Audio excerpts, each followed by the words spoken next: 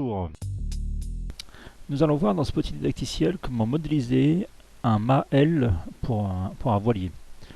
Alors le logiciel permet de concevoir donc des ailes en fonction des différents profils qui la constituent. Et donc ici, nous avons modélisé un mât L avec un profil donné dans un courant de fluide d'une certaine longueur avec un allongement et une incidence optimum. Donc voyons comment on arrive à ce type de résultat avec Héliciel. Alors la première chose à faire, c'est de charger un modèle de type L. Donc ici on va prendre une L. Héliciel a donc chargé un modèle d'L basique. Donc on voit ici. Nous allons maintenant déterminer dans les données du projet, au niveau du point de fonctionnement, la vitesse d'écoulement du fluide autour de cette aile, de cette voile. Nous allons prendre ici 15 mètres secondes, soit environ 50 km/h. Et nous allons passer à la définition de la géométrie de cette aile. Alors la longueur, donc on va dire de la baume au haut du mât, ici on va dire qu'elle va faire un mât de 6 mètres. Donc lorsqu'on actualise les propriétés de la géométrie, ce schéma ici s'actualise pour donner une idée des dimensions que l'on a transformées. Par exemple ici on va dire que le bas de la voile au niveau de la baume fait 3 mètres, 3000. Donc à chaque fois que la cote change, le schéma est modifié. On va dire qu'il fait 1 mètre en haut.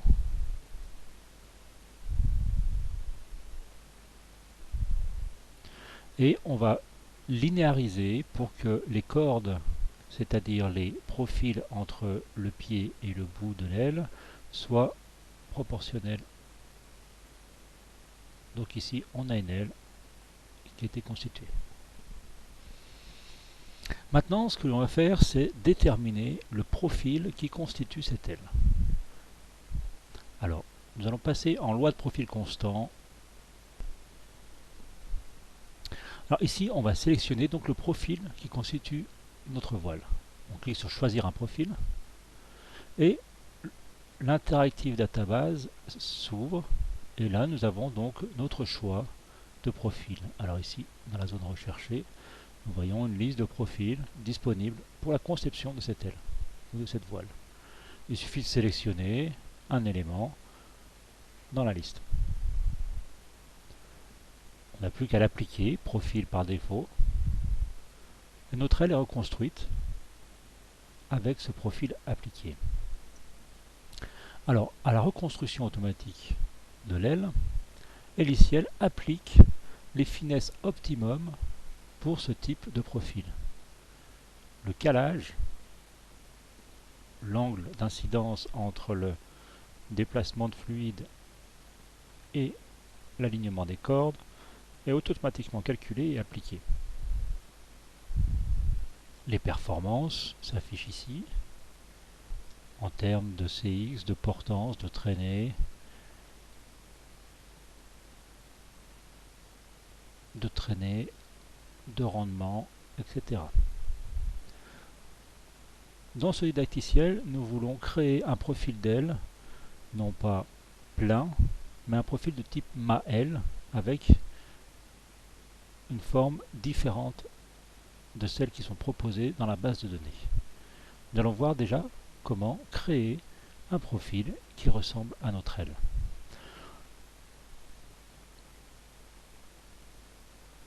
Donc nous voulons créer un profil de mât-L. Nous allons sélectionner un profil basique qui va nous servir de base de conception. Donc ici on va choisir ce NACA 009.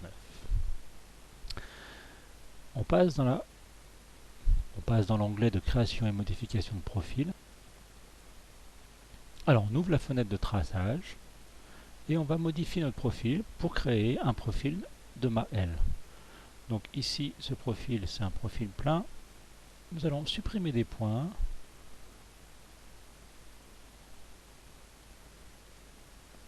et transformer notre profil par la suppression de quelques points de contrôle de spline. Nous avons donc plus que quelques points ici pour nous permettre de définir la nouvelle forme. Alors ici, ça c'est un mât L qui donc, dans notre cas de figure,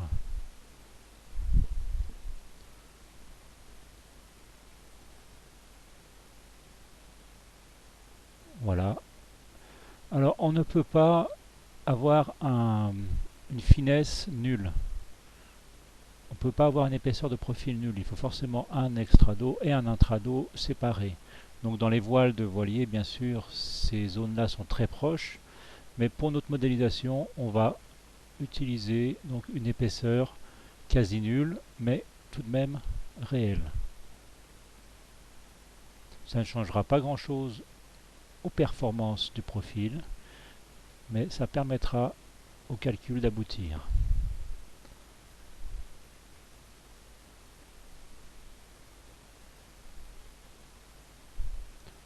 Donc voilà, ici on a créé un profil, donc dont la partie ici serait le mât L, et ici l'extrado de la voile qui prolonge le mât L.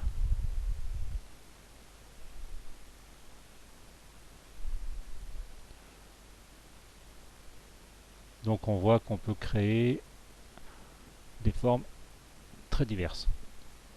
Une fois que la forme nous satisfait, on exécute un paneling pour reconstituer un nombre de points correct. Voilà. Et là, maintenant, on va passer à la phase de calcul des performances de ce type de profil. Donc on applique la nouvelle forme et on va calculer les polaires de ce profil qu'on vient de créer. Donc un paneling automatique est fait pour reconstituer le nombre de points corrects et la répartition des points. Et ici, on va le nommer L voile 2. Et on lance le calcul. Alors ce type de calcul prend un certain temps et donc lorsqu'on lance un calcul de performance de profil, il est conseillé de disposer environ de 15 minutes pour que ce profil soit résolu. Une fois que le profil est calculé, il est stocké dans la base de données et on n'aura plus besoin de le calculer pour simuler nos ailes et nos voiles. Donc ici on va laisser le logiciel travailler un petit moment et on reprendra ce didacticiel ensuite. Voilà, notre calcul est terminé. Notre base de données donc a été actualisée avec ce nouveau profil qui s'appelle L voile 2 et les données de performance pour chaque polaire ont été calculées et stockées dans la base de données. On peut y accéder donc directement dans la table des données ou bien par le menu rechercher dans la liste des différents éléments. On n'a plus qu'à appliquer notre profil d'L, le modèle 3D. Donc on va regarder de plus près, on va voir la différence. Donc on voit bien notre profil appliqué sur notre nouvelle L. Nous pouvons déjà afficher la portance et la traînée de notre voile. Donc nous voyons que la portance est maximum dans cette zone-là. Alors on peut aussi visualiser, donc je vais cacher les portances, on va laisser les traîner. On peut visualiser une chose qui est intéressante, c'est les moments de rotation autour de l'axe X. L'axe X étant dans la direction du vent, nous voyons que notre aile a un moment de basculement composé de ces différents éléments. Donc si on prend à cette position-là, on a un moment de basculement très faible, Et si on prend à cette hauteur-là, on a un moment de basculement assez fort. C'est tout simplement l'application de la portance par rapport à la distance au pied de la baume qui forme un couple de basculement de la voile. Donc toutes ces données, ces forces sur la voile s'appliquent dans la direction X et Y. Donc la portance est perpendiculaire à l'axe X et l'axe X représente la direction du vent. On peut représenter les particules et leur déplacement pour simuler plus clairement la direction du fluide.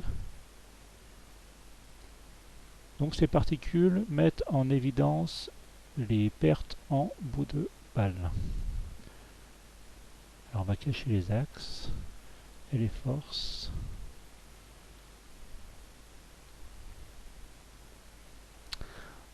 En fait, le logiciel intègre la théorie tourbillonnaire qui donc inclut les effets de perte en bout d'aile.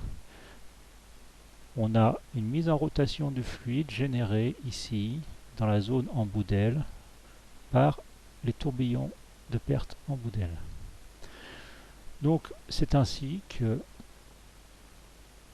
l'allongement est pris en compte. Si nous avions une aile avec un allongement plus faible, nous aurions beaucoup plus de pertes en bout d'aile. Nous pouvons faire tout de suite un essai avec des autres dimensions. Par exemple, nous allons faire une aile complètement rectangulaire avec un bout d'aile complètement droit. Donc on met 3000, on voit notre aile, on linéarise pour générer une aile droite. Alors, un petit coup d'œil sur cette fonction là, on pourrait bomber notre aile ou bien la réduire grâce à ce curseur qui rétablit une équation de distribution des cordes à volonté. Alors une autre fonction pour la modélisation des ailes qui peut être intéressante mais qui n'a pas beaucoup d'influence sur les performances mais qui peut être utile quand même si l'on veut représenter en 3D une forme. C'est-à-dire qu'on peut régler la position du bord d'attaque par rapport à la génératrice de l'aile. Donc pour un mât de grand voile, pour une aile de grand voile, en général, le bord d'attaque et la génératrice sont confondus. On va reconstruire dans ces conditions-là, la touche reconstruire, après chaque modification de géométrie. Et nous voyons donc ici notre aile. On va de nouveau faire apparaître les particules.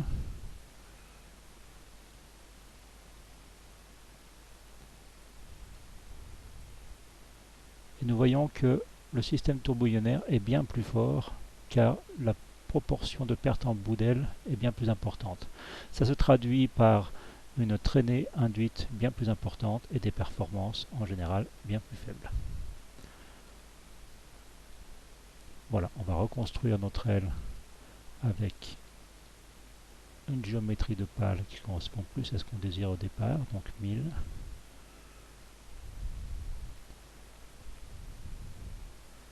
On linéarise.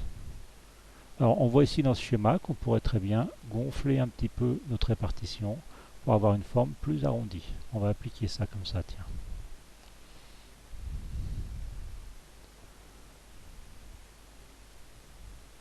Et ici, donc, notre voile a été recalculé et redessiné avec ces nouveaux paramètres. Et les performances ont été actualisées. Bon, voilà pour ce petit didacticiel rapide de conception d'une voile L pour un voilier.